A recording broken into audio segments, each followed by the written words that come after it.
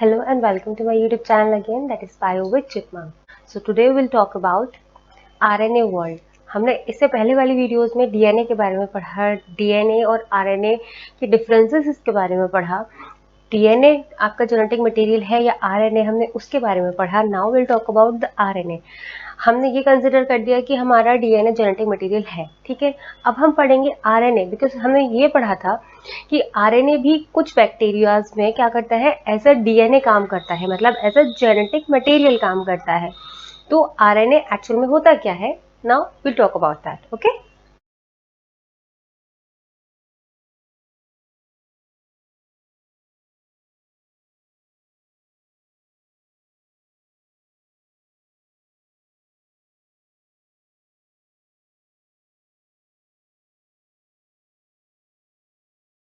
Your RNA world.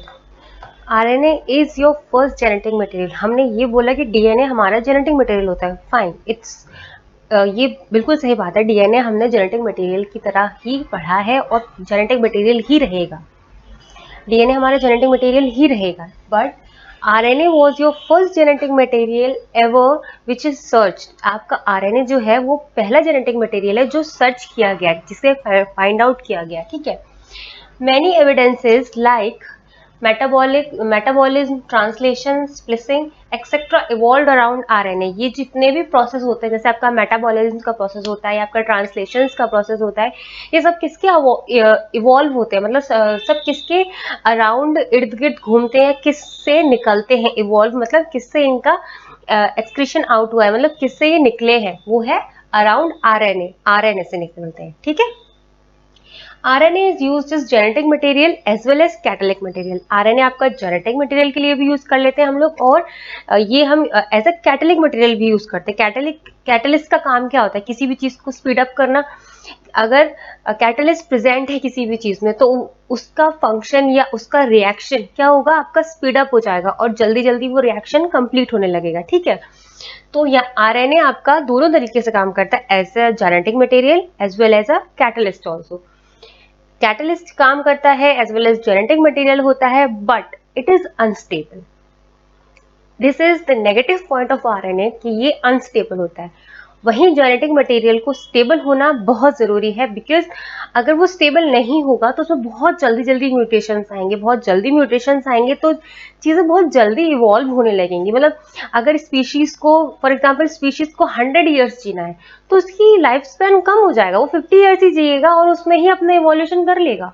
और वहीं अगर जेनेटिक मटेरियल में धीरे धीरे इवोल्यूशन होगा तो उसका लाइफ स्पैन भी बढ़ेगा, और जो चेंजेस आने हैं एक्चुअली उसमें, वो धीरे धीरे आएंगे, और जनरेशन टू जनरेशन हम उन चेंजेस को इजीली देख पाएंगे, पढ़ पाएंगे, और ये भी समझ पाएंगे कि ये एक्चुअल चेंजेस आए किस वजह से है. ठीक है. एक इंपॉर्टेंट पॉइंट ये है, हम बोलते हैं डीएनए अलग है, आरएनए अलग है, but the thing is that कि जो आपका डीएनए है वो कहाँ से इवॉल्व हुआ है, वो इवॉल्व आरएनए में से ही हुआ है. आपका डीएनए आरएनए में से ही इवॉल्व हुआ.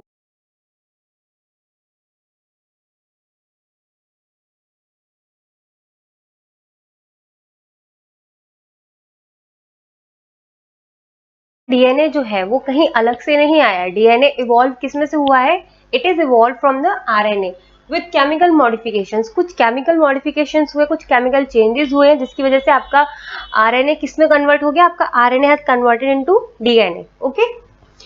That makes it more stable. कुछ केमिकल मॉडिफिकेशंस की वजह से ही आपका जो डीएनए है मोर स्टेबल हो गया एज कंपैरिजन टू आरएनए. वहीं पर आपका आरएनए क्या है, आरएनए आपका कैटलिस्ट है, इवन जेनेटिक मटेरियल है, but it is not stable. Okay. Double stranded and having complementary strand further resist change by evolving a process of repair. अब इसमें डबल स्ट्रैंड्स आ गए आपके डीएनए में. ठीक है. डबल स्ट्रैंड्स आ गए तो उसमें कॉम्प्लीमेंट्री पेयर्स भी आ गए, तो उसकी वजह से क्या हुआ, उसने फर्दर चेंज होने से क्या कर दिया, रेजिस्ट कर दिया, मतलब मना कर दिया. ठीक है. जिसको जिसकी वजह से क्या इवॉल्व हुआ, evolving a process of repair. मतलब अगर कोई चीज डैमेज हुई है तो उसको वो रिपेयर कर लेगा, इंस्टेड कि वो अपने आप को चेंज करे. ठीक है.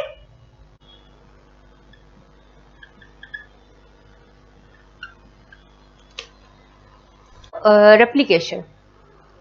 while proposing the double helical structure of for DNA, जब डबल हेलिकल स्ट्रक्चर डीएनए का एक्सप्लेन किया जा रहा था या फिर प्रपोज किया जा रहा था, बताया जा रहा था, एक्सप्लेन किया जा रहा था सबको, Watson and Crick has immediately proposed a scheme. Watson और क्रिक ने तुरंत एक स्कीम को प्रपोज कर दिया फॉर रेप्लिकेशन ऑफ डीएनए, जिसमें उन्होंने ये कहा कि जो हमारा डीएनए है वो अपने आप को क्या करता है, रेप्लिकेट कर लेता है।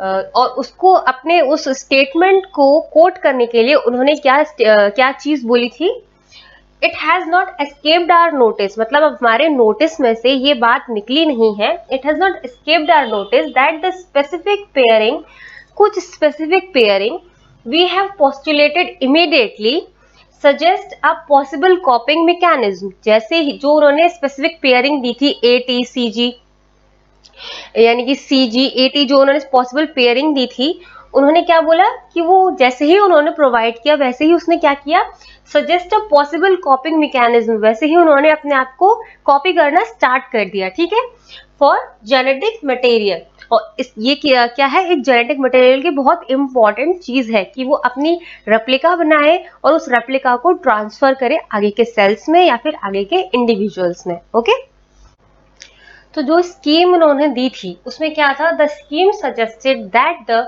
टू स्ट्रैंड्स, अब डीएनए डबल हेलिकल है तो उसमें स्ट्रैंड्स कितने होंगे, 2 स्ट्रैंड्स होंगे, 2 strand would separate and act as template. दोनों स्ट्रैंड्स है, अब दोनों स्ट्रैंड ऐसे हैं तो क्या होंगे कि दोनों सेपरेट हो जाएंगे और किसकी तरह वर्क करेंगे, it will work as a template, ठीक है, अलग अलग एक टेम्पलेट बना लेंगे वो for synthesis of new complementary strand.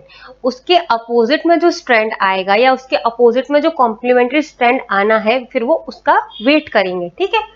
After the completion of parental and one newly synthesis strand, अब एक स्ट्रैंड वो किसका लेंगे, एक स्ट्रैंड वो अपने पेरेंट का लेंगे, यानी कि जिसमें से वो सिंथेसिस हो रहा है, और एक स्ट्रैंड वो किसका लेंगे, जो एक नया स्ट्रैंड बन के आ रहा है, ठीक है, उसको लेके वो क्या करेंगे, एक नया डीएनए का स्ट्रक्चर बनाएंगे। इसी तरीके से क्या, इसी तरीके से तो आपके जो कुछ जेनेटिक मटेरियल्स होते हैं वो आपके पेरेंट्स से आप में आते हैं, एक स्ट्रैंड आपका होता है, एक स्ट्रैंड आपके पेरेंट्स का होता है, ठीक है, और वो कंबाइन होके एक न्यू, और वो कंबाइन होने के बाद एक न्यू इंडिविजुअल बनता है ना, ठीक है। तो आपके एक पेरेंट का और एक जो नया सिंथेसिस हुआ है स्ट्रैंड, उसको लेके उन्होंने क्या किया, एक नया स्ट्रैंड बना लिया। और इस स्कीम को क्या बोला गया था, इस स्कीम को बोला गया है सेमी कंजर्वेटिव डीएनए रेप्लिकेशन, ठीक है। So if you have any problem related to this topic, please let me know in the comment section. Okay? Please like, share and subscribe to my YouTube channel Bio with Chipmunk.